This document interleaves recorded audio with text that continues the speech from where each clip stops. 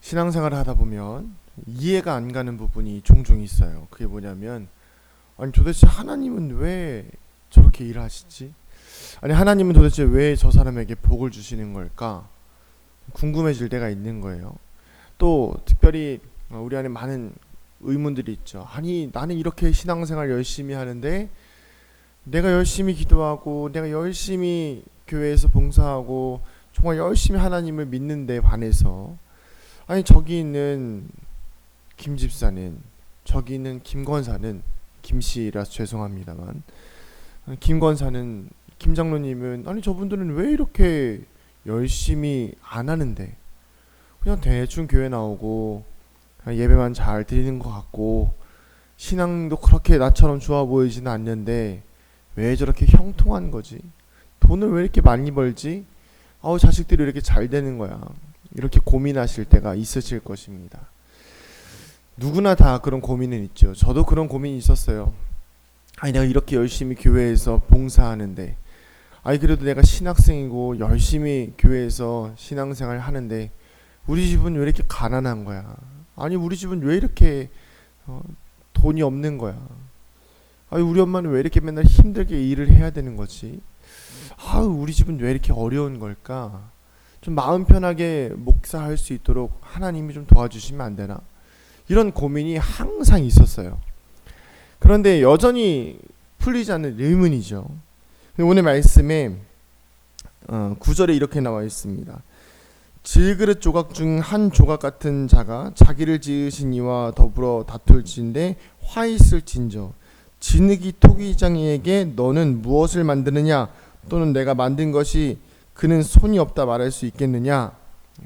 쉽게 말하면 창조된 이 진흙이 만들어준 그 토기장이에게 넌 뭘 만들었냐, 이렇게 이야기하고 따져 묻는다는 것이죠. 나를 왜 만들었냐, 이렇게 묻는다는 거예요.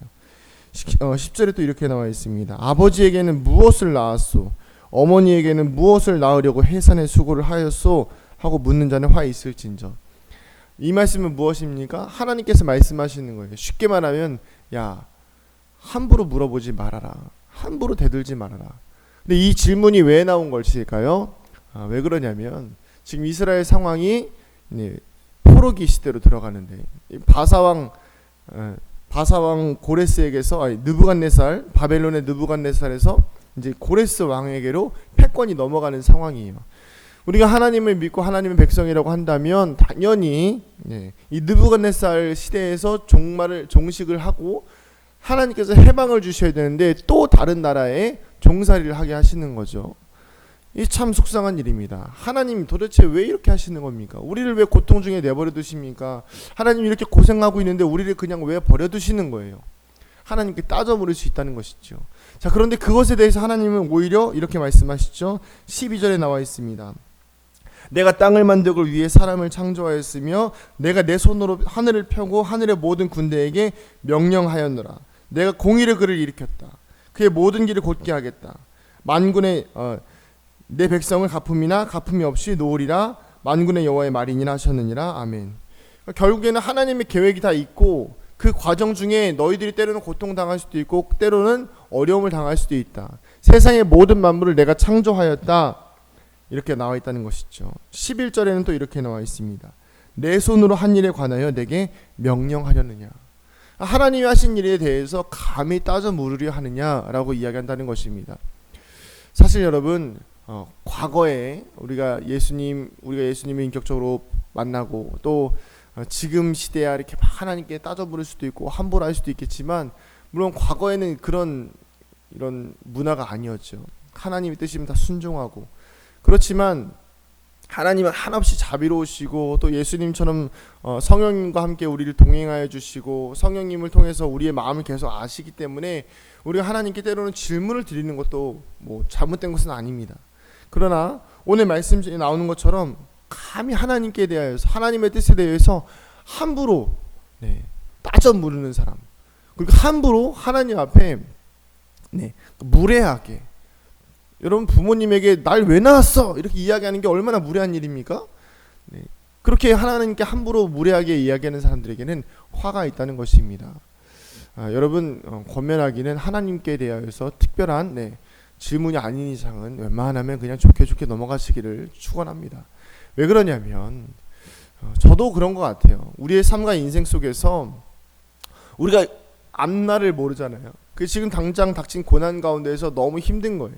그러다 보니까 자꾸 비교하게 돼요. 무엇과 비교하게 되죠? 괜찮은 사람들과 비교하게 되는 거예요. 괜찮은 사람들, 저 사람들은 괜찮은데 나는 왜 힘든 거지? 자꾸 비교하는 거예요.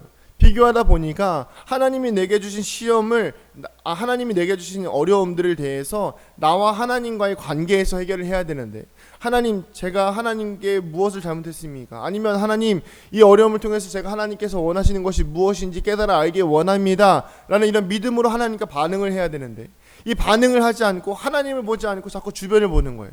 위를 보지 않고 자꾸 양옆을 보고, 그러다 보니까 나는 힘든데 내 주변 사람들은 평안한 거예요. 그러니까 하나님께 원망하죠. 하나님, 저는 왜 이렇게 힘든 거예요? 왜 저만 이렇게 힘든 것입니까?